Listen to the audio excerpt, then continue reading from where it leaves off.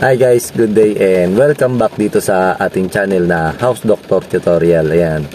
Bali, ngayong araw dito tayo sa Santa Rosa, Laguna. Actually, ginagawa namin dito is nagtatrasis kami. Pakita ko sa inyo kung gaano kaganda kapag tubular yung ginamit sa steel trusses compare sa angle bar. Kasi ang advantage ng tubular, halimbawa, let's say, kagaya ito, tiyatrasis namin is rooftop or nilalagyan namin bubong is rooftop. Let's say, sabihin natin hindi agad maglalagay ng kisame. Ayun. Kagandahan nung tubular, malinis siyang tignan compare sa angle bar na yung trusses niya is medyo kailangan natin mga may braces para mas matibay. Ayan. Pakita ko sa inyo yung tubular. Ito, bali dos aguas yung ginawa namin. Hindi siya let's say streamline. Dos aguas para bumagay dun sa ano, kasi yung site natin is corner or nasa kantuhan or nasa pagitan ng dalawang street, kaya ginawa natin na bawat face na kaharap doon sa street is merong naka-stream yung ano, bubong niya or naka-slope. Kumbaga parehas naka-slope, kaya dos aguas yung ginawa natin compare sa streamline lang, guys. Ayan. Tapos yun, pakita natin yung ginawa natin doon na trusses, yun na ano, ginamitan natin ng tubular, guys. Tapos marami pa tayong gagawin dito. Gagawa tayo ng gate, tapos maglilinya tayo electrical. Ayan, guys. Tara, pasok tayo. Pakita ko sa inyo yung ginagawa natin. Ito, guys, yan. Yan yung tubular. Bali, actually, halos matatapos na kami. Baka mamaya makapaglagay na rin kami ng yero or ng bubong niya. Yung primer na lang. Tapos namin yung primer. Yan. Nalagay kami ng primer para, kasi yung iba yung tinamaan ng welding. Yung iba yung puti, may puti na yan kasi kumbaga naka first coat na ng puti para kapag nakalatag na ng bubong, hindi na kami mag-cutting.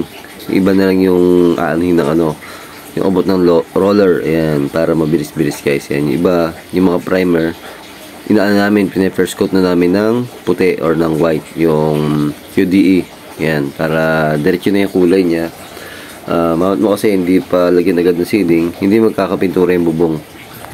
Yan, guys, yung ating yero. Nilating natin bago mulan. Pero dadagdagan pa natin text screw niyan. Yan. Tapos yung side flashing niya, yan, guys, hindi pa rin masyadong tapos kasi yung corner i-re-ribet pa natin sa ano, sa fascia board. Actually, wala nga palang gutter to, kaya nilatag namin yung bubong. Kasi kung may gutter ito, unahin namin yung gutter bago maglatag ng bubong kasi may hirapan tayo magkabit ng gutter doon sa fascia board. Yun. Akyat tayo sa taas. Yan, dito, ito na yung lapat ng yero natin. Pero yung iba, lalagyan pa lang ano yan ng text screw. Yun, meron pang marami pa yung dadagdagan ng text screw.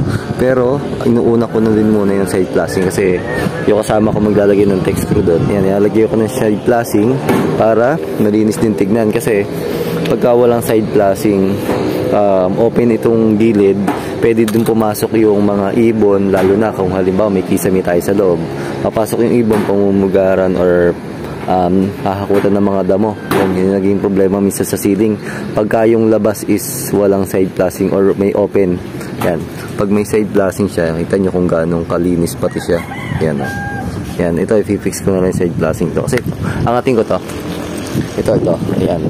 Pag wala siyang side flashing, yun may opening siya dito. Makakapasok halimbawa ibon, ayan, doon sa loob ng kisame, makakutan ng mga dahon. Yun, minsan dahil ka na-encounter na gano'n, yung mga dahon nasa loob ng ceiling or minsan nasa loob ng mga tubular. Ayan, kaya nalagyan natin side flashing para maganda. Tapos dito nakapagkabit na rin kami ng ridge roll, ayan, or palupo. Ayan, ito bagi mga dos aguas, tres aguas, naglalagay talaga sa gitna nito yung ridge roll. Yan, dito sa side, kabilang side, para kasi yan, cut yung yero niyan. Baga, pagka hindi nilagay ridge roll, dun yung tutulo. Ngayon, kung halimbawa naman is ang ano niya is pailalim, ang nilalagay naman doon is valley gutter. Yan, iba yung valley gutter tsaka yung ridge roll. Yun. Din yan, makikita nyo kung gaano kalinis yung ating tubular kapag siya yung naka-layout sa trusses natin. Kasi pagka yung mga angle bar yung ginamit natin, medyo may mga braces pa. Lalo na kung halimbawa hindi agad tayo magsisiling or hindi talaga natin balak lagyan ng ceiling or kisame, mas maraming bakal yung naka-expose sa kanya. Pero kapag tubular, ito gamit namin is tubular no 2x3. Yan, medyo ito nyo naman malinis siya. Tapos walang mga ibang bakal na naka-braces. Kumbaga, dapat lang yung ating tubular. Ito, ayan, dito may polycarbonate yan. Tapos lalagyan din natin ng grills yan para for safety din yan. May grills siya. Pero kasi polycarbonate yan eh. Yan, tapos magiging close na to guys. Yan, or puro salamin na yan. Yan, paikot na yan, salamin na ilalagay. Then dito is sliding door or aluminum na sliding door, salamin din. Ayan, dito. Ito, matatanggal na ito eh. Tatanggalin na yan. Tapos ito lalagay tayo ng mga outlet dyan. Actually, yung mga outlet, yung ibang outlet, yun, na namin. Kakabit na namin. Pinapasilsil ko na. Tapos yun, lagyan ng utility box. Tapos yun, dun din. Tapos ayan, may mga switch na. Ayan, tapos ayan.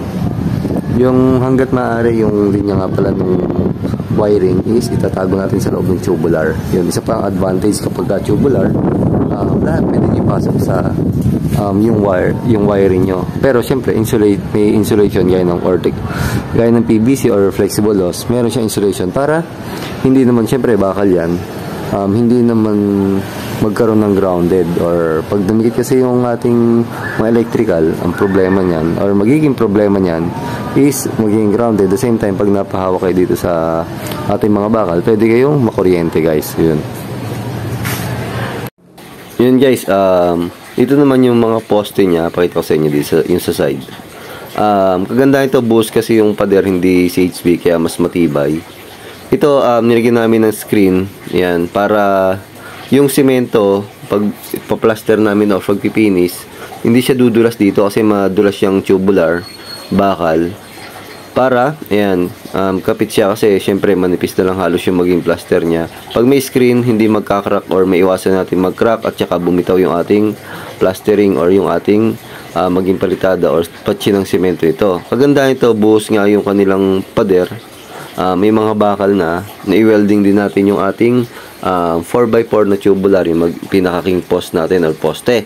Ayan, para mas matibay siya guys. Tapos doon sa slab is kinuha din natin bakal, yung base niya is i-welding din natin doon sa slab. Ayan. And guys, halos lahat ng ginamit natin dito is tubular. Yung gagawin natin gate, trusses, yung sa wall, yung sa dingding. Ito yung gate nga pala guys. Ayan, na ito. Ayan, binubuo ko na rin. Medyo mabigat lang, may kabigatan kasi makakapal yung tubular na ginamit natin guys.